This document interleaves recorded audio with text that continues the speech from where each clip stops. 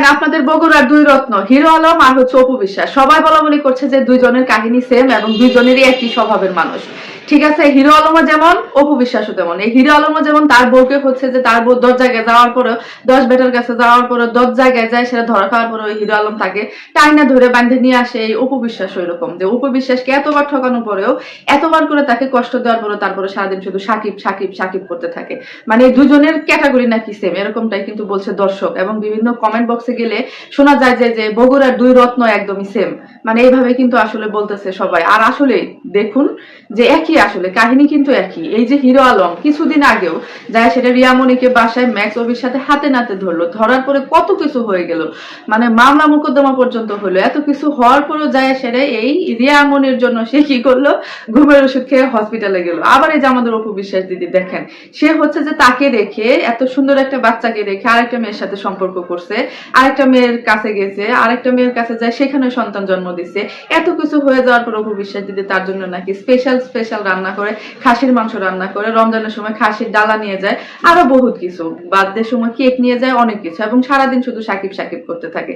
কথা কিন্তু আসলে দর্শক খারাপ বলে নাই, যে এই যে দুইজনে একদমই সেম কোয়ালিটির আসলে। আর দেখুন মানে দুইজনের বাড়ি কেমন যেন বগুড়া, এখানে আসলে বগুড়াবাসীকে কোনোভাবে ছোট করা হচ্ছে না, কিন্তু আসলে মানে কাকতালীয় ভাবে আসলে তারা দুজনের বাড়ি এক জায়গায় হয়তো একদম মিলে গেছে। আর এই যে দেখুন হিরো আলম, হিরো আলমের অনেকগুলো বউ, 3 ফুট মানুষ না, তার 4টা 5টা বউ, কিভাবে সম্ভব? মানে তাকে দেখতে কেমন লাগে, আর এই চেহারায় এতগুলো মেয়ে তার কাছে যায় কিভাবে? আর এই রিয়ামণিও তার কাছে গেল, যায় সে এতগুলো স্ট্যাটাস দিল যে স্বামী স্ত্রীর মধ্যে তৃতীয় পক্ষ ঝামেলা লাগায়, আমরা আর কখনো আলাদা হব না, আমরা আর কখনো এই সেই করবো না, আমরা কখনো ঝগড়াঝাটি করবো না, বহুত কিছু বলার পরে যায় সেটা কি করলো, এখন আবার যায় কক্সবাজার হোটেলে ধরা খাইছে। তাও কি সেই আগের ছেলের সাথে, যে ছেলের সাথে নাচানাচি করতেছিল এবং যে ছেলের সাথে তাদের একটা ঝামেলা হয়েছিল, সেটাই আর কি।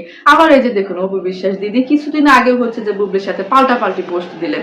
বুবলি একটা পোস্ট দিলে সে পোস্ট দেয়, বুবলির ছেলের সাথে ছবি দিলে সেও ছেলের সাথে ছবি দেয়। মানে এরকম পাল্টাপাল্টি পোস্টের ঠেলায় হচ্ছে যে মানে উনি আসলে ওনাকে যে ডিভোর্স দিয়ে ফেলেছে, ওনার সাথে যে শাকিব খানের অনেক বছর আগে ডিভোর্স হয়ে গেছে, সে জিনিসটা সে মাথা থেকে একদম ঝেড়ে ফেলে দিয়েছে। ঝেড়ে ফেলে দিয়ে তার কোনো লজ্জা শরমের বালায় না রেখে সে সব অনুষ্ঠানে গিয়ে বলেন, সব জায়গায় গিয়ে বলেন, সব সময় শুধু শাকিব আমার গার্ডিয়ান, আমার বাচ্চার বাবা, আমার কিং, আমার এই আমার সেই, এত কিছু বলে যাচ্ছিল।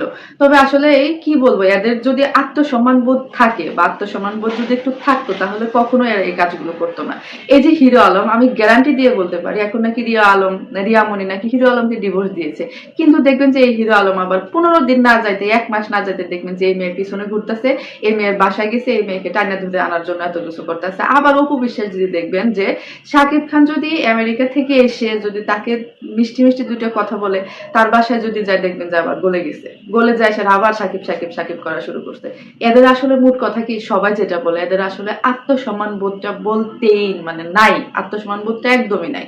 আমিও আসলে এই কথার সাথে একমত, তাদের আসলে আত্মসম্মান বোধটা অনেকটাই কম, যে কারণে হচ্ছে যে তারা বারবার বারবার একই মানুষের কাছ থেকে কষ্ট পাওয়ার পরে, একই মানুষের কাছ থেকে আঘাত পাওয়ার পরে শুধু তাদের কথায় জপতে থাকে। এটা আসলে একটা মানসিক এক ধরনের সমস্যা আমি মনে করি।